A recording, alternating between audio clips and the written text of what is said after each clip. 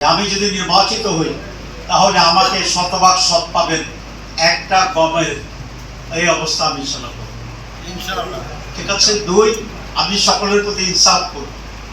3, আমি নিজস্ব কোনো জিদের বশীভূত হইয়া কারো উপর কোনো ধরনের প্রতিশোধ নেব না। চৌদ্দগ্রামে আমি এমপি ছিলাম, কিন্তু কারো উপরে জুলুম করেছি এরকম কি কোনো সাক্ষী দিতে পারবেন? না। আমি কোনো লুটপাট করেছি তাইও না, কোনো পার্সেন্টেজ খেয়েছি না, কন্ট্রাক্টরদের কাছ থেকে পরে শুনি 5% 10% করে টাকা নেওয়া হয়, তো এরকম কোন নজির আমার আছে? আমাকে শ্রেষ্ঠ দুর্নীতিবাজের তালিকায় অন্তর্ভুক্ত করে আমাকে অ্যারেস্ট করা হয়েছে। 18 মাস আমার বিরুদ্ধে অনেক তদন্ত করেছে।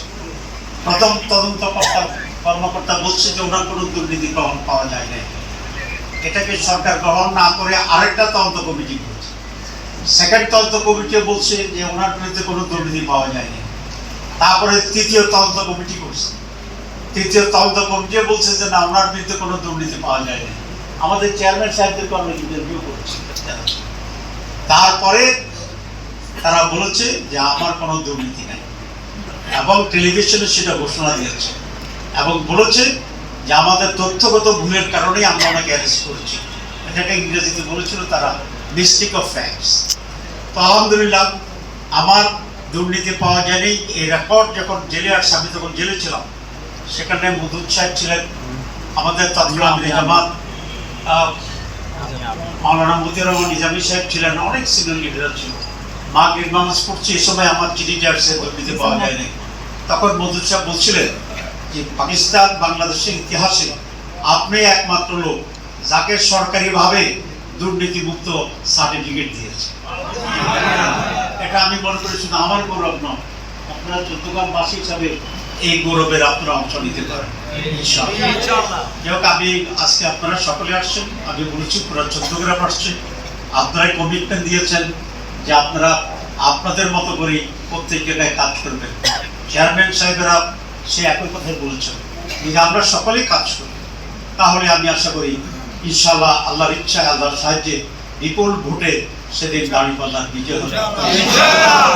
আমি কয়েকটি কথা বলতে চাই যে আমি যদি নির্বাচিত হই তাহলে আমাকে শতভাগ সৎ পাবেন, একটা গমের এই অবস্থা আমি ইনশাআল্লাহ করব। ইনশাআল্লাহ। ঠিক আছে। 2, আমি সকলের প্রতি ইনসাফ করব। 3, আমি নিজস্ব কোনো জিদের বশীভূত হইয়া কারো উপর কোনো ধরনের প্রতিশোধ নেব না, কারণ এটা প্রমাণিত।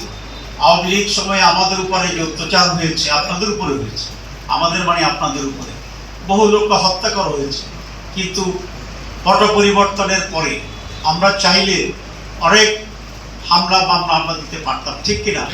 আপনারাও দিতে পারতেন, কিন্তু আমি আপনাদেরকে নিরুৎসাহিত করেছি এবং আমরা কোনো হামলা মামলা দিতে যাই, কারণ আমি চাই প্রতিহিংসার রাজনীতি বন্ধ হোক। কারণ এখন আওয়ামী লীগ সুযোগ পেয়েছে, তারা অত্যাচার করছে, এখন তো আমার সুযোগ, তা আমি অত্যাচার করলাম, তাহলে এটা থামবে কখন? এটা তার থামতে হবে।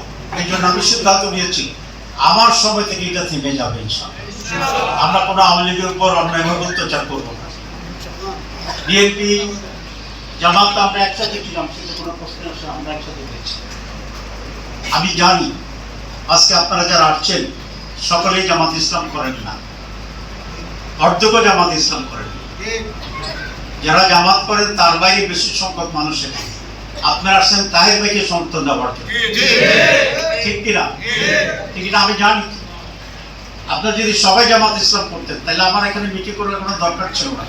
আমরা একটা সার্কুলার জারি করে দিতাম যে জামাতের পক্ষ থেকে তাহের ভাইকে ভোট দিতে হবে, আপনারা তো ভোট দিতে বাধ্য হইতেন যদি সব জামাত করতেন।